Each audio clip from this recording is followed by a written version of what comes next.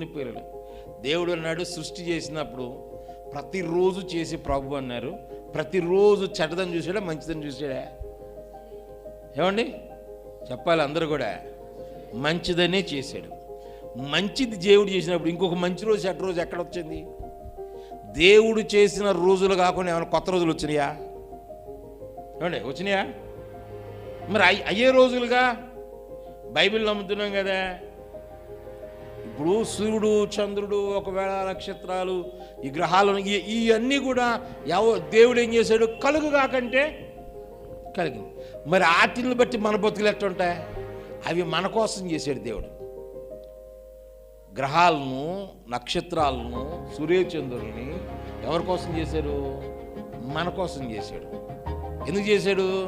మన భూమి మీద బ్రతకడానికి అవి కొద్దిగా మనకి సహకారులకు ఉండడం కోసం చేశాడు.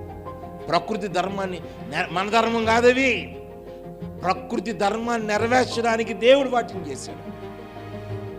అవి నెరవేర్చి అవి మనకి అనుకూలంగా ఉండడానికి దేవుడు చేశాడు. మనం ఇప్పుడు వాటికి అనుకూలంగా బతకడం ఏంటండి?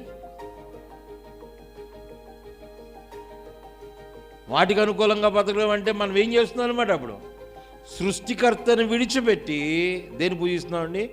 సృష్టిని మనం ఆరాధన చేస్తున్నాం.